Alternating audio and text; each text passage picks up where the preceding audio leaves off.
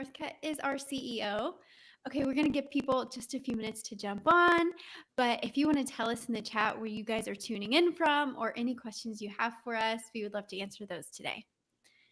Okay, so today we're going to be talking about customer feedback.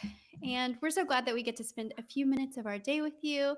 Again, if you have any questions, feel free to drop them in at any time and I will just get those in. Okay, if you haven't met us, there are two ways that we help thought leaders build rock solid recurring revenue businesses. First, we have Level Up Creators, which is our done for you white glove consulting firm. And second is Level Up Creator School, where we help a global group of thought leaders build businesses through a done with you model. Creator School includes access to all of our consulting team and all of our methodology in a way that used to be reserved for our one-on-one clients, but now we're offering it to you guys. So that is just a little bit about us. So we're going to jump right in. Okay, Amanda, number one, what's the best way to start collecting customer feedback? And if you, hold on, let me do that again. What's the best way to collect customer feedback if you've never done it before? That's a great question. There's kind of like two buckets of customer feedback, just to kind of like level set with everybody. There's quantitative feedback and there's qualitative feedback. So quantitative is hard numbers, definitive statistics, data, percentages, absolute numbers. Whereas qualitative feedback is information that you collect in a free response, survey form field. It's information you collect in a conversation like this. And we call these voice of customer interviews. Like if you are making an intentional effort to have a call with 3 to 5 of your customers every single month and ask them sort of similar questions, that is like called a voice of customer collection motion, I would call it. That's a little silly, but it's important. It's an important part of your marketing motion. And so there's a statistic that I love. I'm going to mess it up a little bit, but for companies who, and we're talking about like creator level companies too, creators and businesses who talk to their customers one-on-one on a regular basis, beat their competition like 2 to 3x from a top line revenue perspective. So you are going to make so much more money if you're talking to your customers, staying close to your customers so you can really empathize, understand exactly what their painful, pervasive problems are, and the unique solutions that you are positioned to solve as a creator who is a subject matter expert. So I can't encourage you enough to collect voice of customer information because, and then use it correctly. Like that's also a big part of it. Like if you collect all these transcripts and everything and ask people on calls and then do nothing with it, that's actually not going to move the needle for your business. But what we recommend is a set list of questions. Obviously, rabbit trails are okay, especially if you're onto something really interesting. That's great. 3 to 5 calls per month on a regular basis and record these calls. Use like the Fathom note taker, or there's a million AI note takers at this point that will record the video and it will take notes for you, summarize action items, and provide the transcript, which is a really important piece of the puzzle we're finding in order for you to be able to easily use a service like Gemini or ChatGPT to synthesize large quantities of information, aka like 5 transcripts a month, to help you dial in your marketing messaging. So that's what that's what that feedback piece is in your business. Yeah. How often do you think business owners should be doing this, like on a consistent basis? Yeah, if you could do 1 call per week, that would be super. And sometimes, you might want to batch these a little bit. And so I would reach out to specific customers and different customer segments. So people who have purchased specific products, but maybe not another product, or purchased your high ticket, but not your low ticket. Customers who have been on your email list and engaging with your newsletters and nurture automations and broadcast emails, but have not purchased anything. So these are all different segments, which you should be able to cherry pick and like parse out based on your email marketing software. They should be able to tell you who these people are and email them.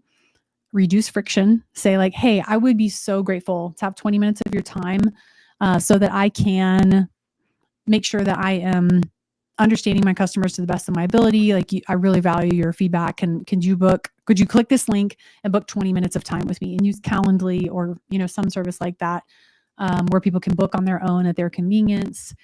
And do it over and over and over again. We take notes in a Google Doc or in Notion, and get the information, like extract that customer information from whoever you're on the phone with, and then download the transcript and keep a file of transcripts on your computer so that you can use ChatGPT to help you extract like key nuggets and find trends and help you dial in your ideal customer profile, can help you develop a product ladder, develop a marketing campaign, the style guide you should use for your business, meaning the words you use in your business.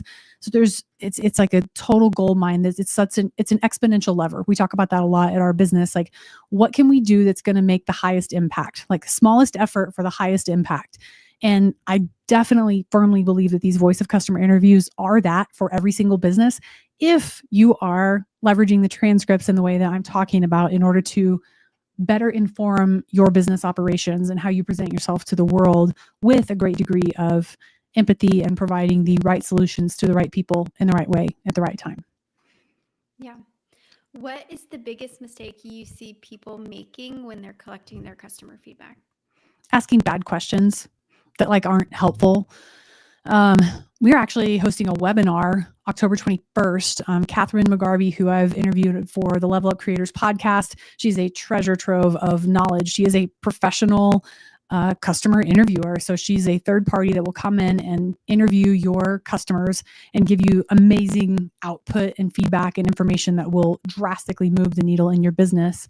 And so she's going to give us a question list on that free webinar on October 21st. So y'all should definitely attend that, and you will walk away with a very specific plan of action, like how to do the outreach, what the questions to ask are, and then what you can do with that information. Yeah. And I don't have that link in front of me, but if you DM Amanda on her profile, we will get you that link to that webinar, because it is going to be full of so much good little nuggets that you're not going to want to miss it. And it's totally free. And if you sign up and you can't make it, of course, we're going to be sending out a replay. So no worries there. But yes, definitely join that. Okay. Next question. How can small business owners gather valuable feedback from customers with limited time and resources? Yeah. So I would go with a survey every 6 months, perhaps to a different segment of your email list. So you're not, banging on the same doors over and over again, bothering people. And you want to ask, even 5 question surveys can give you really, really helpful pieces of information. So I would even attach a survey, even through a Google form or whatever form service you use, Tally, Typeform, whatever. ActiveCampaign, ConvertKit, these all have like forms that integrate into them. In a product onboarding automation, and also probably in your newsletter welcome automation, I would put a survey link in there toward the end of that email series. And then that's a one and done, right? Then you're collecting on autopilot. So if you're most restricted on time, that's a one and done thing, and then it's on forever. Second layer to that would be batching customer interviews. Even if you do this 2 times per year, and if you don't have time to do a batch of customer interviews 2 times a year, you are doing the wrong activities in your business. Bar none, hands down. I will argue that to my grave, like with any business owner in the world. Like, if you can't make time for that, you're doing the wrong activities. So that ultimately it's like, make sure that you're making time for it. But if you can't dedicate a couple afternoons a year, what are you even doing? Yeah, that's good.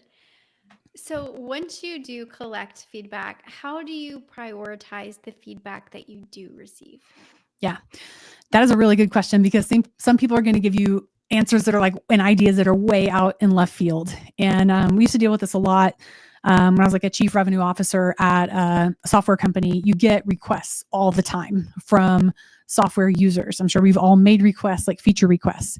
And there's a specific sort of like lens that you have to look through in order to know the right thing or the wrong thing to do. So number one, does the request align with your long-term vision and goals, for that year, for that quarter, even? Number two, are you hearing it over and over again? Like, are you hearing the same request over and over again from your best customers? If your, least great customers are asking for the same feature, I would probably ignore that because you don't really want to attract more of that type of customer. Listen to your best customers, give them the most, assign to them the most credibility in the suggestions that they make, especially again, if they align with your goals and you are sensing trends, you're getting asked over and over again. So that's like very, 10,000 foot level of how to at least narrow the consideration set for new products and features. Cool.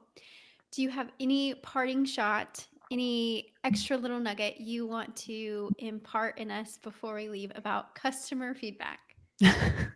Talking to your customers is one of the most important things that you can do as a business owner, period. No matter how big or small your business may be, that's an activity that should be prioritized, and especially by the founders, the executives, because the further you get from the customer, meaning like executives typically are not having customer service kind of conversations, but they should. Executives should be on a customer service rotation where they're taking like those kinds of calls, but that's more like bigger companies. So no matter how big or small you are, stay close to your customer, listen attentively, and then have like that mental model, that lens through which to look to make the right decisions so that you are continuously able to make the right offer at the right time, in the right way, to the right person. That is how you create rock solid recurring revenue. Cool. Thank you guys for joining our live stream today, and be sure to follow us for more tips and insight on building a successful recurring revenue business. See you next time. Thank you.